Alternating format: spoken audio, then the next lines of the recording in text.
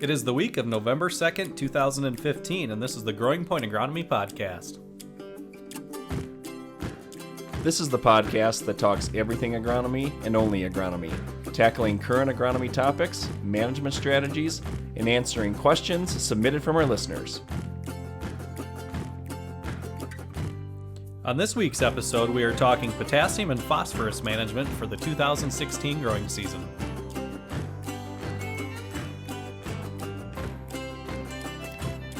And now your hosts, DuPont Pioneer Field agronomists Josh Schaffner and Brian Buck.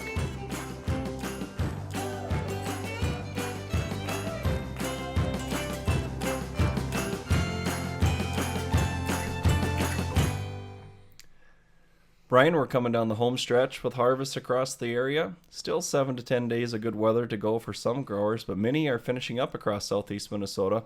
With that said, our questions and calls from the field are shifting gears towards 2016 preparation, specifically around phosphorus and potassium suggestions and whether to spread or not to spread this fall. That really has been the primary question asked. If you look at, we've had a great fall here. Things got out of the field. Guys had a good chance to go out get a lot of soil sampling done. And when you get those results back, the questions always come up, what should I spread and what shouldn't I spread? But if you look at the last couple of years, the economics have changed a lot this fall compared to last year and especially a couple of years before that even. So the question is, depending on different soil levels and different management practices, do I need to spread? Do I need to stay where I was at historically? Am I built up enough? Where do I go? Can I cut cost or not really is the main point. And anytime we start looking at fertility programs moving forward, in an economic time, we all know we can't touch nitrogen. We can't touch sulfur, starter fertilizer. We like to have that, especially in Minnesota. So it really boils down to what to do with P and K.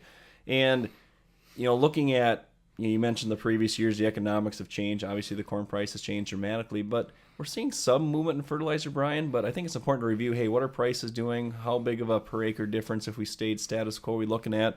But, we did gather some current prices. And I think it's important to discuss that before we get into some management strategies. Yeah, so last year when we grabbed prices, looking at potash, I think that's one of the main ones spread. A lot goes on corn, a lot goes on bean ground. Last fall we were getting prices around that 460 range. This fall more in that just over 400 range, 405, 410, somewhere in there. So you're seeing about a $50 decline per ton there. But you look at phosphorus, last year was about 550, this year only down to about 535. So you're looking at that. That's only a $15 decrease per ton. So the potash market has softened a little bit more than the phosphorus market. Yeah, and really when you dive into that cost per acre, if you look at, I'm just running a maintenance or maybe a maintenance plus a little build on potassium and phosphorus, we're only talking a savings of $3 to $6 across the whole program. So now the question boils down to, what is my soil test and can we make some more dramatic changes to get by for a year or two? And that's what we want to talk about today. Yeah, so about every 100 pounds, that's only a $250 an acre savings on potash, for example. So it's nice when you see the final check, but when you look at it a per acre basis, it isn't huge. So that is where that question comes in. Can I cut it out altogether, or do I need to keep spreading? Yep. So let's really dive into some scenarios here. And Brian, it was kind of funny as we were prepping for this call, we actually had a couple emails, and we actually worked on a few plans based on some soil samples that were taken this fall. And I think it's important. We'll break this down, but let's just talk about this specific scenario. Then we'll break it down by each, phosphorus and potassium, and look at some other scenarios. But, really we had multiple farms, and the grower's average, phosphorus was about 25 part per million. His average potassium levels from fall samples was 260 part per million. Okay, so let's break that down a little bit, Brian, and then we'll kind of dive into each one by one. All right, Josh. So let's dive into the phosphorus piece of that first. Okay, so the sample that you had was 25 parts per million. So looking at historic levels, the critical value for phos is in that 20 to 25 parts per million range. When you start going below that, you start to see pretty good yield decline. So we did some work this year and last year with our Pioneer Growing Point Agronomy trials. And when we summarized them, last year we saw about an 18 bushel advantage when you were above that 25 parts per million mark. This year it was around 11. So you start thinking about that. Those are some pretty real numbers just from keeping that level up. So that critical level, you're pretty much at it right now in this example. So in order to stay there and not hurt yield long term, you need to at least apply maintenance. So there's a lot of 220 bushel corn out there, and the average bushel takes out about 0.32 pounds of phos, right? So if you take 220 times that 0.32, we removed about 70 pounds of phosphorus this year. So if you're a grower and you want to replace that, you're going to get around 20, 22 probably from your 1034-0 if you put 5 gallons of that on in your starter. But you're also going to have to get about another 45 or 50 on. And in order to do that, you're going to have to run DAP or MAP, depending on the geography you're in. But either way, either of those will probably end up being around 100 pounds of product to make that happen. Yeah, so if we look at that, 25 part per million being critical. If we're maintaining, if you're running that 5 gallons of starter, 100 pounds of DAP per acre, that's going to get us that magical 70 pounds or 75 pounds that we removed in that crop. Now let's go back and look at this, from a part per million standpoint. So let's rewind, Brian. Let's just say, you and I have done a lot of soil sampling, not uncommon to sample fields and maybe see a single digit, a 7, 8, 9, or maybe in the low teens. How should we manage those? Because obviously we're already, if we're staring at ppm like that, we're looking at our local data from southeast Minnesota. That's a 10 to 20 bushel yield disadvantage if we don't do something. Yeah, and when you get in the single digits, it's probably higher than that. Yes. So, all right, so let's focus in on these single digits. When you start thinking about that from even in that 6 to 20 parts per million range, let's work in that, the low end of things. So as a grower, you're going to go out there and, your levels are low. You're expecting these yield decreases. So first year, you're going to have to put on a bare minimum of maintenance. And then the other thing, you need to start trying to grow your levels in your fields. It's not going to happen in 1 year when you get really low, but if you start applying now and applying extra, you can grow those. So looking at growing those, you're going to have your starter. That's going to get you partially to crop removal. That extra 100 pounds of DAP or MAP will get you to about crop removal. In a good situation, if the economics can work, putting out that extra 100 pounds to even maybe 200 in some situations can make a big difference on that first year crop response. Yeah, I totally agree. And I think the big thing here, obviously we need to be applying above crop removal, Brian, but let's just say the one thing that's nice about phosphorus and potassium is if you can band more through starter, you can really mask that soil test. So one thing with phos, where we use a lot of 1034-0, there are some dry start planters out there yet, but if the economics were, hey, I can't bulk spread, we're asking you, hey, we'd like to do 50% above removal, which in a perfect world, Brian, that's what we want to do. But if the grower says, that's just not in the budget this year, let's really look at that planter. Hey, okay, if we can't do that, is there a way that we can maybe move away from in-furrow, go 2x2, and increase the rate to save some dollars there per acre and try to mask that? But those are some options where, well, yeah, it's easy for you and me to, Brian, it's easy for us to tell them, well, you need to apply 1.5 times removal. We're not paying the bills, but that's one way if the economics ain't quite in your favor that you might be able to mask that a little bit and get around the economics short term. But long term, you got to build that soil test or it's not going to work out long term. Yeah, and it always comes back to that debate too. Is it owned or rented ground? Guys want to, it's easier to apply extra phos on owned ground. It's going to be there the next year if you apply more. But that placement gets really important, especially with phosphorus. Just remember though, if you're in furrow, you can't really go over that 5 gallon mark with 1034-0. So you might have to think about moving 2x2 or finding another system to get more on closer to that row. Yep. So we talked about the low end. Those are some strategies there. I think if you got that, that 25 part per million coming off the low to that kind of mid range, really there. I think maintenance will take care of that for the most part. Starter can still play a role. Maybe you don't got to do as much bulk spread. You could play with starter to even mask that a little bit. But to me, that's pretty simple. I mean, maintenance programs aren't terribly expensive. In some cases, if you got a little bit to bank on, maybe you cut back. But obviously, Brian, that 25 part per million level, not a terrible place to be. But anytime when you're in a maintenance program, the economics work out pretty good with maintenance.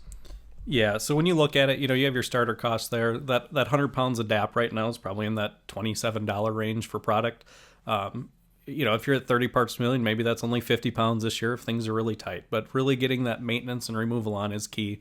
So you're going to be at that, $40 range right there. Yeah. But yeah, Brian, you and I have both we've lived through these times before. This is the first time we've been down this road with the economics, kind of starting to go upside down just a little bit as the commodity markets change. But anytime we go through this, where we start making drastic cuts or we see growers make that drastic cut, 2 or 3 years from now from that drastic cut, the yield penalty gets so extreme that so many times I've been down this road where a grower cuts, I can't quite get them to do it. They cut and cut and cut. Then 2 years down the road, they say, wow, I made a huge mistake. And that's really what we want to try to avoid, of not making too big of a change when you're just trying to maintain or the cost ain't too bad. It's important if you got it there, at least try to hold it at that critical level. Yeah, and when you look at big yields over the last 5-10 years when things have really taken off here, big yields come from historic fertility and usually applying a little extra. So once you let those levels get down, it is hard to get that top end yield back. It takes a while to build that back up.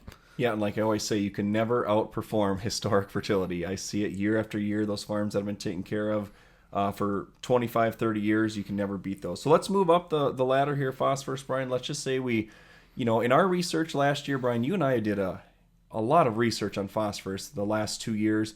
And really all of our statistical analysis say 37 part per million is kind of the level where, above that, if you keep applying, there's just not a huge yield bump up there. So let's just say, hey, we got that soil test that's 37 to maybe 60, 70, 80 part per million. How should we handle those farms? In most of those situations, when you get really high, over 100 parts per million phos, nobody wants you to spread anything. You're just done there.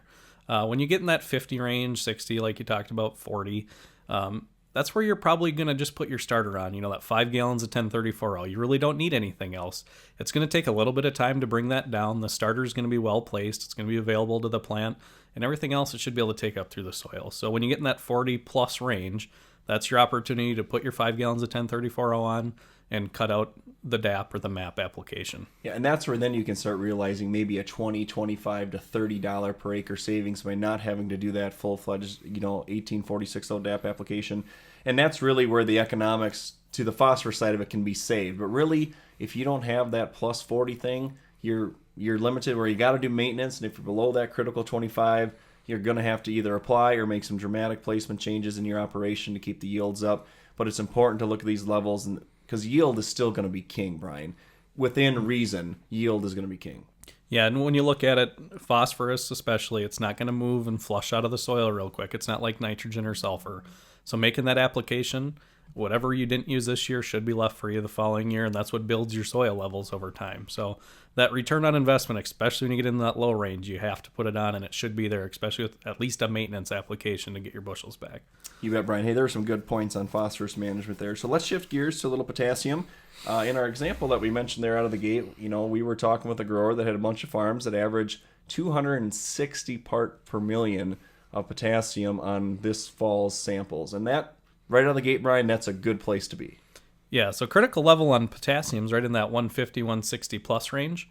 So when you start looking at levels at 260, that's a good place to be. You're well past the critical level. So we talked about those big yields from historic fertility. This would be that example, right? We have 260 parts per million K. That comes from spreading a lot over a long period of time and keeping up with it. So in this example, to go out and spread 200-300 pounds of potash way over removal would not make any sense. That'd be throwing money away, right? Not needed. It's money you could spend someplace else to make more money. Yep, someplace else. Well, wouldn't be thrown away. It's going to be there for future crops, but really, in the economic times, not a good place to put your money for the 2016 Correct, crop. yeah. Yep. So when you get over that level, if you want to put on a maintenance application, that would probably be the max level. Put that 100 pounds of potash out there. That would give you right around maintenance. But spreading more than that, like we said, there'd be better places to allocate that money to for this crop. Yeah, so let's go down the ladder of potassium, start at the low end, work our way back up to top, and we'll have some good strategies here for you as we work through it. So, Brian, on the low end on the spectrum, when we go out and do soil sampling for growers, not uncommon to run into some levels that are, on the very low end, 60, but really 60 to 100. Anything under 100, in my opinion, is, okay, we got some work to do here. So let's kind of cover that under 100 part per million category and come up with a game plan for some of those acres. Okay, so under 100. When you start looking at under 100, you're going to need a little more than crop maintenance or really good placement. So guys that had dry starter, they were still putting on a lot of potash or potassium through their starter system, and the placement does help a little to mask that. If you don't have 2x2 dry starter, you got to start looking at just bigger applications of potash. So at 100 pounds maintenance, it's going to help your crop a ton, but you really need to be above that 100-pound maintenance plus probably another 100 to 150 pounds to really get your bang for your buck. Yeah, in my experience, when I deal with potassium soil tests under 100 part per million, it seems like a maintenance application, it's helping, but it seems like you don't get the yield response you're hoping for. You're applying, but I maybe saw a 2 or 3 bushel thing, but even if you're applying 100 pounds to a soil test of 70, well, great. Now we got a soil test of 77. It's just it's not enough to really get the response you're looking for. Under 100, unfortunately, if you don't have dry starter, you're kind of backed in a corner. There's not much for liquid options for starter. And really you just can't get enough volume through liquid to make up that kind of a deficit. So really, if your only option is bulk spread, if dry center's not an option, I still gonna probably encourage a grower to look at 250 pounds per acre application if you want to get the yield response, or if you're looking for, hey, I need to raise 200 bushel corn here. Without that, it's going to be tough to achieve. Right. And when you look at 250 pounds, you're going to be in that, $50 range. That's a $50 application. Yep. In the current economics, that takes quite a few bushels. But you also have to look at that 250 pounds is going to carry over to the next year a little bit too. And it's going to start building you up, and it's going to get you long-term bushels as much as it does short-term bushels. So you got to start somewhere, and that 250 pounds is a good place to be when you're in that really low level. If you have the money in the economic, if you have the money to go after it, it's a good place to go. Yeah, and in my opinion, that still might be a break-even investment.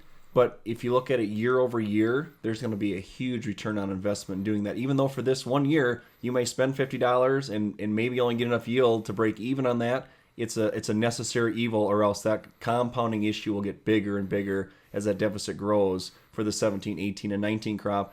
And anytime we go through this, the last place you want to be coming out of a market dip is having poor fertility and not experiencing the upside as the markets go back up. Josh, switching up now to a little bit different level. So how about you get a soil test in that 125 to 175 parts per million range? What is your suggestion there?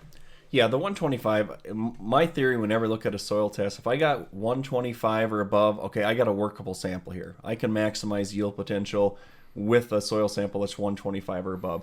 If you're 125, I'm going to probably encourage 50 pounds above removal for this crop. We talked about 100 pounds being removal, on a 210 bushel crop removal. If we're applying 150 pounds of potash, that 125, I'm pretty confident we're going to maximize yield. As I get up to 150 plus, I'm going to probably back that down to that 100 pound per acre of potash. We're probably removal or just maybe a little under, depending on how big of a crop you had this year. But anytime you're at that 125 above, we can work with that without having to get too aggressive.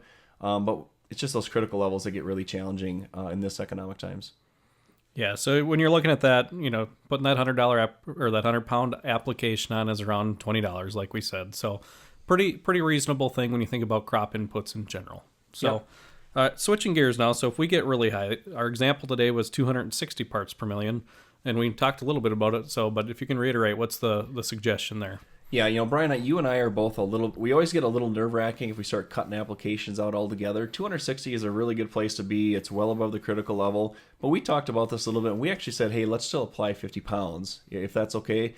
Mainly because of if you start cutting back at a 260 part per million for 3 years, you're going to start lowering that back to a point where you might be in trouble. And annual application, for whatever reason, Brian, if you're applying at least some fertilizer annually, it seems like there's a nice yield bump there, or at least a yield stability bump there that's still important. So, but if you get much above that 260 part per million, Brian, you got to say, okay, there's an opportunity here to maybe cut potassium out for a year or two and see how the economics, maybe change in the years to come. Yeah, when you look at it, it really comes down to allocation of your dollars for your input. So if you have a bunch of farms that are super low and you have this one that's really high, you're probably going to cut it out and not spread it and move those dollars to the lower ones. If all your farms are sitting really good, that 50-pound application of potash can really help level it out. In my experiences too, first year cutting it out, it didn't make a big difference. Second year, maybe it did. Third year, you started to see a yield decline. And it doesn't have to be a big spread, but that 50 to 100 pounds of potash can really help level things out. Yep, saves a few dollars for the next crop, but also still maintain those levels a little bit better for when things turn back around.